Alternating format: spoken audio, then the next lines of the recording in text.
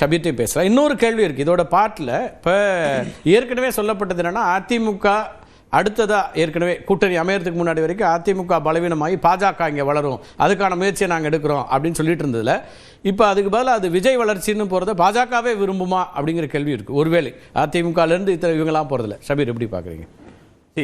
தமிழ்நாட்டில் 2026 தேர்தல் என்பது ஒரு 4 முனை போட்டி இருக்கும். அதிமுக ஒரு அணி, திமுக அணி, அதுக்கப்புறம் நாம் தமிழர் கட்சி, விஜய், 4 முனை போட்டி. இப்போ இது இபிஎஸ் எதிர்ப்பு அணின்ற ஒரு அணியும் வந்து களத்தில் இருக்கு அப்படின்றத நம்ம ஏதாவது ஒருத்தரோட போய் சேர்ந்துருந்தானே சேருவாங்க. இருக்கும். ஆனால் நீங்கள் சொல்ற எதிர்ப்பு அணின்னு ஒன்று இருக்கு, எதிர்ப்பு அணின்னு ஒன்று இருக்கு. அவங்களுடைய ஒட்டுமொத்த நோக்கமும் வந்து இபிஎஸ்ஐ பலவீனப்படுத்துவது, அதிமுகவை பலவீனப்படுத்துவது, எப்படியெல்லாம் பலவீனப்படுத்த முடியுமோ அந்தந்த வகையில் பலவீனப்படுத்துவதற்கான ஒரு வேலைகளை அவங்க தொடர்ந்து செஞ்சுட்டு இருக்காங்க. இந்த ஆன்டி இபிஎஸ் அணிக்கு வந்து ஒரு விஷயம் காமனாக இருக்கிறது என்னன்னு பார்த்தீங்கன்னா, இவர்கள் எல்லோரும் பாஜகவால் ஏதோ ஒரு வகையில் பயன்படுத்தப்பட்டு கைவிடப்பட்டவர்கள் அப்படின்ற ஒரு நிலை தான் இருக்கிறது. பாஜக அவங்களை வந்து கைவிடப்பட்டவர்கள் சொல்றீங்க இல்ல, மேபி பாஜக யூஸ் பண்ணலாம், ஆனா அவங்க நேரத்துக்கு ஏற்ற மாதிரி யூஸ் பண்ணுவாங்க அப்படின்ற மாதிரி ஒரு நிலைமை இருக்கு அப்படின்னு பாக்குறேன். பட் இன்னைக்கு தேதிக்கு பாஜக மீது கடுமையான அதிருப்தியில் இருக்கிறார்கள். அந்த காரணம் தான் வந்து செங்கோட்டையன் வந்து இவர் பக்கம் தாவேகா பக்கம் போவதற்கும், அதே மாதிரி ஓபிஎஸ் வந்து புது கட்சியை தொடங்க போறேன் அப்படின்னதும், அதே மாதிரி இதுல ராமநாதபுரத்துல பாஜக வந்து எடப்பாடி பழனிசாமி அதிமுக இவங்களோட இருக்கிற கூட்டணி அப்படிங்கிறதுனால இவங்களை வேணான்னு சொல்லலையே, அவங்க எல்லாரையும் ஒன்னா இணைச்சு போலான்னு தானே பாஜக நினைக்குது. பாஜகவை இவங்க என்ன யோசிச்சாங்கன்னா, எல்லாரையும் அதிமுகவில் இணைத்து விடுவார்கள் அப்படின்றதுதான் ஒரு டிமாண்டா இருந்துச்சு. அதை பாஜகவால் செய்ய முடியவில்லை அப்படின்னும் போது எல்லாரும் பிரிஞ்சு வராங்க அப்படின்றது இதுல ரொம்ப முக்கியமான விஷயமாக இருக்கிறது. இதுக்கான முயற்சியை பாஜகவாலேயே இன்னைக்கு எடுக்க முடியல, கன்வின்ஸ் பண்ண முடியல அப்படின்றது ஒரு கட்டம் என்பது அது அந்த கட்டத்தை நோக்கி நகர்ந்துருச்சு. இப்போ ஆர்எஸ்எஸ் வந்து ஒருங்கிணைக்க முடியுமா அப்படின்ற ஒரு முயற்சியும் எடுக்கிறது. ஆர்எஸ்எஸ் தலைவர்கள் வந்து இபிஎஸ் சந்திச்சிருக்காங்க, சந்திக்க முடியுமா, அவங்களை எல்லாம் ஒருங்கிணைக்க முடியுமா அப்படின்றது. காரணம் என்னன்னா, பீகார்ல எப்படி அவங்க வந்து ஓட் கன்சால்டேஷன் பண்ணாங்க, அந்த அலையன்ஸ் கன்சால்டேஷன் பண்ணது வந்து ஒர்க் அவுட் ஆயிருக்கு.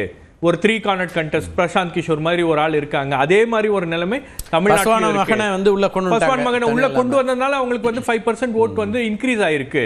அப்போ இங்கேயும் வந்து ஒரு 3 கார்னர் கண்டெஸ்ட், குறிப்பா விஜய் வரும்போது அந்த விக்டரி மார்ஜின் அப்படின்றது நேரோ ஆகுது, காம்படிஷன் அப்படின்றது டஃப் ஆகுது அப்படின்னும் போது நீங்க ஒன்னா இருந்தீங்கன்னா ஜெயிப்பதற்கான ஒரு வாய்ப்பு இருக்குன்றாரு.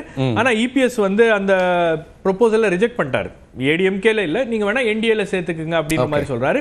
பட் என்டிஏல இணைவதற்கு டிடிவி அவர்களோ ஓபிஎஸ் அவர்களோ தயாராக இருக்கிறார்களா அப்படின்ற ஒரு அவங்களுக்கு அதுல இணைய கூட தயாரா இருக்கலாம். ஆனா முதலமைச்சர் வேட்பாளரா இவரை ஏத்துக்க முடியாது அப்படின்னு ஒரு இக்கட்டான ஒரு சூழல்ல அந்த அணி இருக்கு. அப்போ இந்த இடத்துல தான் வந்து அதிமுகவை மேலும் இக்கட்டான சூழலை வந்து யார் ஏற்படுத்துறா? முதலமைச்சர் வேட்பாளரா எடப்பாடி பழனிசாமி இருக்கக்கூடாதுன்னு சொல்றதுல எல்லாருக்கும் அந்த காமன் இது இருக்குல்ல, அவங்க மட்டும் தான் அப்படி நினைக்கிறாங்க. பாஜகவிலயும் இருக்காங்க, அண்ணாமலையும் இருக்கிறார். அண்ணாமலை அதை வந்து பின்னாடி இருந்து இயக்குகிறார், சைலண்டா வந்து அந்த அஜெண்டாவை புஷ் பண்றாரு, எல்லோரையும் ஒருங்கிணைக்கிறார் அப்படின்னு கூட வச்சுக்கலாமே. நீங்க அதுவும் உள்ளுக்குள்ளேயே இருக்கு. அப்ப அந்த கூட்டணி வந்து இன்டாக்டா இல்ல, அந்த என்டிஏ கூட்டணி அப்படின்றது வந்து ஒரு வலுவான கூட்டணியாக இல்ல. அப்போ இந்த தருணத்துல தான் விஜய் வந்து யோசிக்கிறாரு, நம்ம செங்கோட்டையன் வராரு அப்படின்னா அவரை வரவேற்கிறதுல விஜயுடைய கட்சிக்கு ஒரு பெரிய பூஸ்ட்.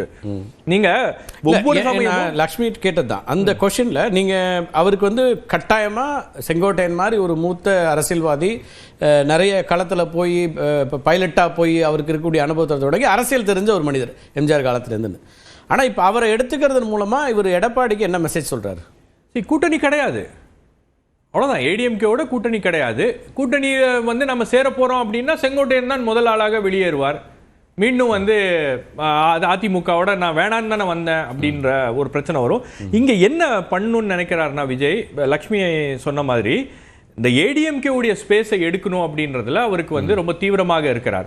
அப்போ ஏடிஎம்கே உடைய ஸ்பேஸை எடுக்கணும் அப்படின்னும் போது அதிமுக பலவீனம் அடைகிறது அப்படின்ற ஒரு பெர்செப்ஷனை கிரியேட் பண்ணும்.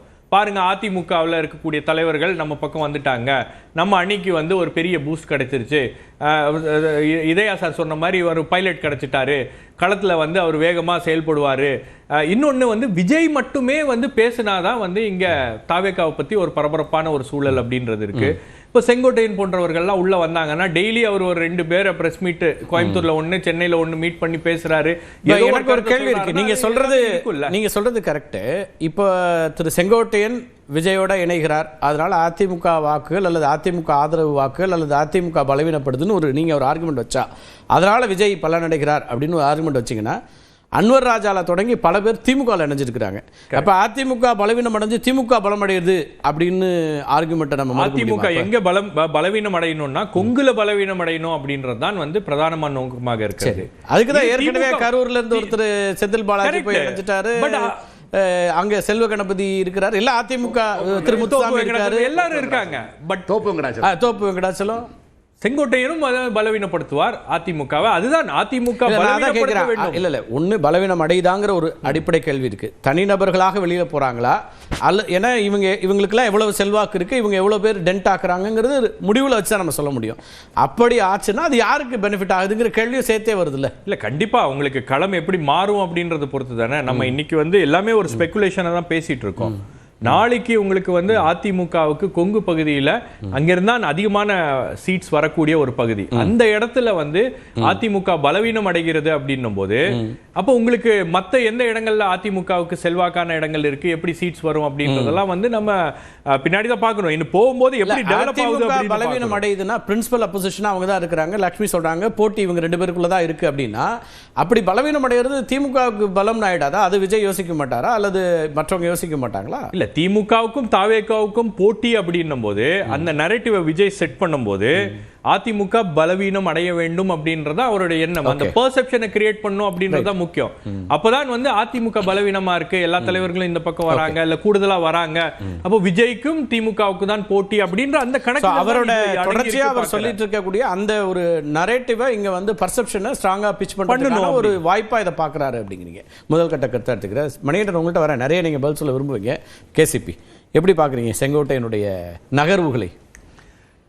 இதில் நீங்கள் கேட்ட மாதிரி செங்கோட்டையன் அவர்கள் விஜயோட போகிறது அப்படிங்கிறது ஒரு துரதிருஷ்டவசமான ஒரு முடிவு. அவர் முடிவு பண்ணிட்டாரா? இல்லை, அவர் வந்து பாரதிய ஜனதா கட்சியால் வந்து பயன்படுத்தப்பட்டு ஏமாற்றப்பட்டு விட்டார். எல்லோரும் சொல்கிற மாதிரி இந்த ஒன்றுபட்ட அதிமுகவை உருவாக்கணும் என்று செங்கோட்டையன் சொன்னதால் அவர் நீக்கப்படலை. சரி, பாஜக முதலில் எடப்பாடி பழனிசாமியை பாஜக கூட்டணிக்கு கொண்டு வருவதற்கு செங்கோட்டையனை அழைத்து அமித்ஷா அவர்களும் நிதியமைச்சர் அவர்களும் பேசினாங்க. அந்த சமயத்தில் ஒருவேளை எடப்பாடி பழனிசாமி அந்த கூட்டணிக்கு உடன்படாவிட்டால் செங்கோட்டையனை முன்னிறுத்தி கட்சியை உடைப்பதற்கு கூட அவர்கள் வந்து தயாராக இருந்தாங்க. ஆனா அந்த சமயத்தில் எடப்பாடி பழனிசாமி அந்த கூட்டணிக்கு ஒப்புக்கொண்டு விட்டார். கூட்டணிக்காக செங்கோட்டையனை பயன்படுத்திட்டாங்க. அந்த சமயத்தில் இவர் ஒத்துக்கிட்டார். ஒத்துக்கிட்ட உடனே பாஜக அவங்க பார்வையில் செங்கோட்டையனை அதோட வந்து விட்டுட்டாங்க. ஆனா இவர் அதை எப்படி எடுத்துக்கிட்டாருன்னா, அந்த ஒருங்கிணைந்த அதிமுக உருவாக்குறதுக்கும் பாஜக பின்புலமாக இருக்கும்